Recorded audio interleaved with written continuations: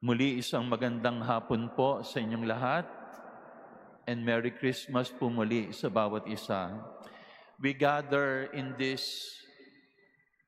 cathedral dedicated to our Blessed Mother to honor the Son of God, the birth of the Son of God. At tunay na napupuno ang ating mga puso ng kagalakan dahil sa pamamagitan ng pagsilang ng ating Panginoon, tayong lahat ay naging bahagi ng pamilya ng Diyos. Ang laging itinuturo ng ating simbahan ay ganito: God became man so that man might become God. God became man so that man might have a share in the life of God. Ito yung dahilan kung bakit tayo nagdiriwang ng Pasko. At ito yung malaking biyaya ng Pasko na ibinigay sa ating lahat. Alam niyo po, I remember, I think it was last year or maybe some years ago, a friend of mine approached me. A few days after Christmas na po ito at tinanong ako, sabi, Father, nagustuhan mo ba yung regalo ko sa iyo? And I must admit, hindi ko alam kung ano yung regalo niya sa akin. No? O mukhang hindi pa nabubuksan yung regalo niya sa akin. Kasi ako po, hindi agad nagbubukas ng regalo pag Pasko. No? Talagang pinapalipas ko muna yung Kapaskuhan, tsaka pala ako magbubukas ng regalo. No? And then, nung pag-uwi ko, tsaka ko lang hinanap at doon ko lang binuksan, and then I discovered, isa pala ito sa pinakamagandang regalong natanggap ko during that year. Now, what is my point? Posibleng mangyari, nalilipas ang Pasko, hindi mo pa nabubuksan ang regalo. It's possible that Christmas may pass and you have not yet opened the most beautiful gift of Christmas. At ang tinutukoy ko po dito ay hindi lang yung mga physical na regalong tinatanggap natin. What I am really talking about is the greatest gift that God has given us, and that is no one else but our Lord. He is the greatest gift of Christmas. At ito yung dahilan kung bakit tayo nagdiriwang ng Pasko. Now, the question is, if God or if Jesus is the greatest gift of Christmas, paano naman tayong tutugon ngayon? How are we going to respond to this gift that God has given us? I have 3 simple suggestions. Number 1, be a giver. Be a giver. Because God has given us the greatest gift, then be a giver. Father, paano bang magiging giver? What kind of giver attracts the heart of God?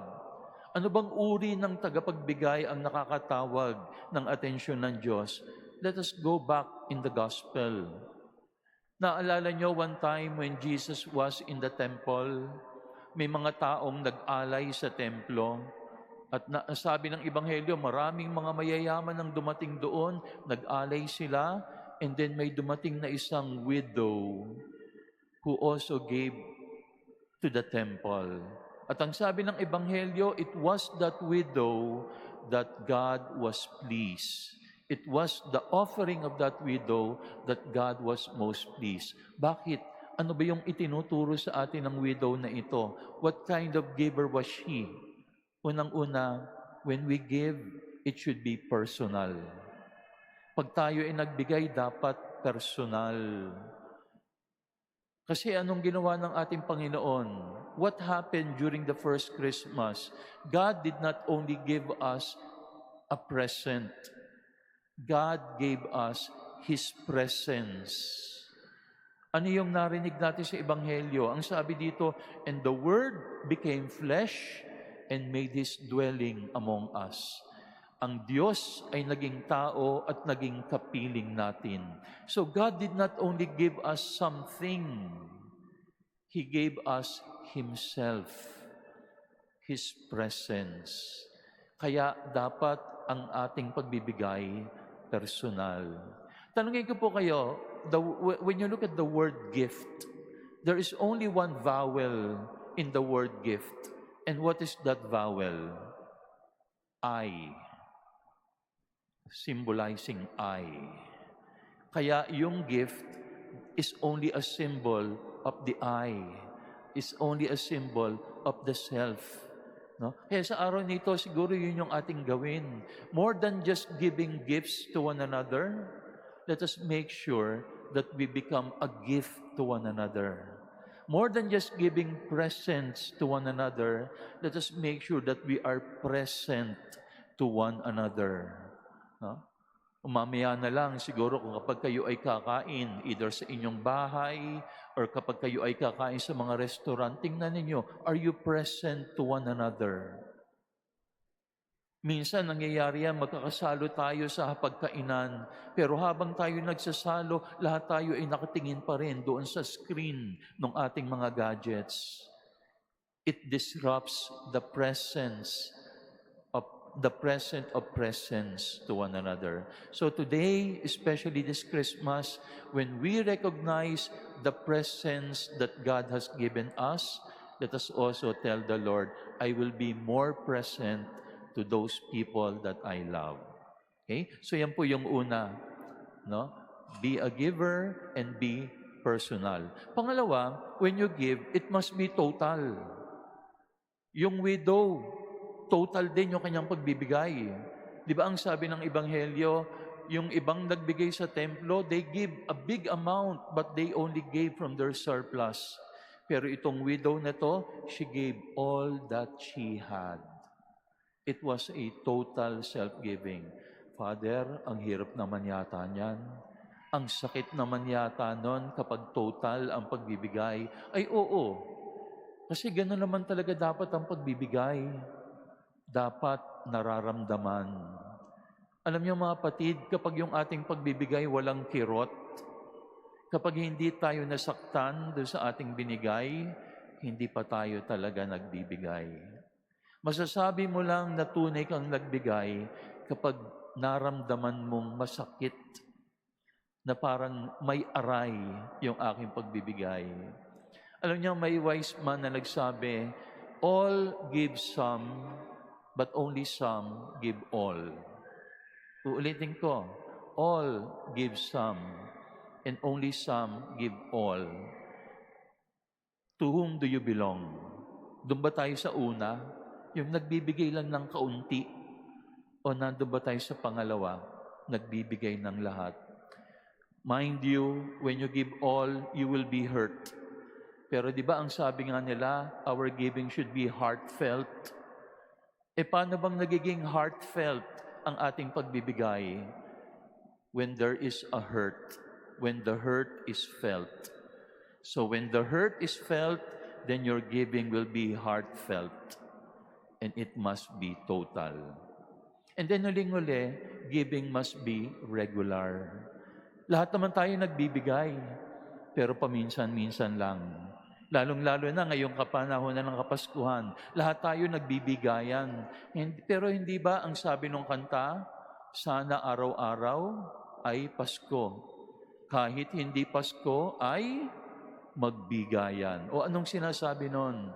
Our giving, our generosity, our kindness should not be seasonal. It should be regular. Okay? So yan yung tatlong katangian ng pagiging giver. It should be personal, it should be total, and it should be regular. Be a giver. Pangalawa, be a glimmer. Be a glimmer. Father, what is a glimmer? A glimmer is a tiny spark of light. A tiny spark of light. And even though it is a tiny spark of light, it can give hope to those who are in darkness.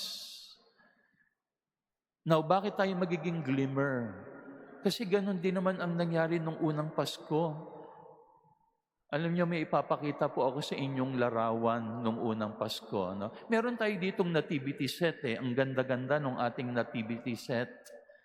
At natitiyak ko, lahat kayo magpapakuha ng picture dyan siguro mamaya. Pero alam niyo, hindi ganyan ang itsura nung unang Pasko. No? Ngayon, yung nakikita natin talagang Instagrammable. Pero yung unang Pasko, hindi yata ganyan. Ano? Now, tingnan ko pa, pwede ba nating ipakita yung larawan? No? Tingnan niyo po sandali itong larawang ito sa inyong screens.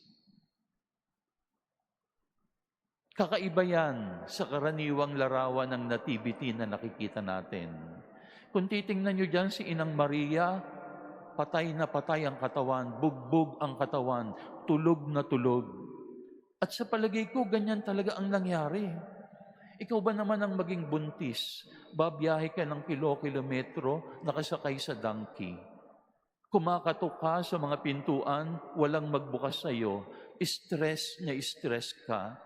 Hindi ba ganyan ang mangyayari sa iyo? Patay na patay ang Inang Maria. I-compared mo doon sa mga usual nativity scene natin, si Maria doon parang kagagaling lang sa parlor. Pero dito makikita mo ang pagod ng ating Inang Maria. And then tingnan mo si Jose. Si Jose parang nag-aalala. Parang iniisip niya, wala man lamang akong naibigay sa aking mag-ina. Hindi ko nabigyan ng magandang lugar kung saan ipanganganak ang aking anak. At siguro yung titingnan mo yung mata ni Jose, parang nakatingin siya sa kawalan. Siguro iniisip niya, what can I give to this child? Meron kaya akong maituturo sa batang ito? Pero itong painting na ito, bagamat generally ang texture ay madilim, merong liwanag. At saan nagagaling yung liwanag? Pansinin nyo, nandun kay Jesus. That image of the child, there is a glimmer of light. And that glimmer of light is the one that gives hope, shining in the images of Joseph and Mary. Mga kapatid, marami tayong mga kapatid ngayon na marahil marami ang pinagdaraanan, marami ang iniisip, marami ang pangamba, hindi perpekto ang nangyayari sa kanila. What should we do to them? How can we serve them? Be a glimmer of hope to them. What is a glimmer? It is a tiny spark of light. But even though it is a tiny spark of light, it can give a ray of hope to those who are in darkness. So today, this Christmas, be a glimmer. Ano nga uli yung una? Be a giver. Pangalawa, be a glimmer. Pangatlo, be a glow. Ano naman yung glow? Yung glow, ilaw din yan. Pero ngayon, maningning, kumikiti-kutitap. Parang tingnan nyo, itong Manila Cathedral, ang daming Christmas tree, ang daming kumukuti-kutitap na ilaw. It is glowing. So, glow. And what does it mean to glow? Shine forth or radiate the beauty of God. Ganon ang ginawa ni Jesus eh. Ang sabi ng Ebanghelyo, Jesus is the image of the invisible God. Yung Diyos na hindi natin nakikita, ngayon ay nakita natin. And so Jesus is the glow of God. And if Jesus is the glow of God, ito naman yung hamon. Sana we will become the glow of Jesus to others. Alam niyo, naalala ko noon ng bata pa ako, may nagbigay sa akin ng rosary. Naku, ano po ba itong rosary na to? Ang sabi nung nagbigay, ay, yan yung rosary na glow in the dark.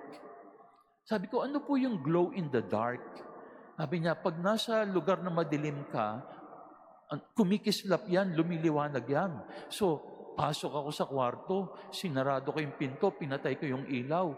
Naku, hindi naman umiilaw. So sabi ko ba, akala ko ba glow in the dark ito?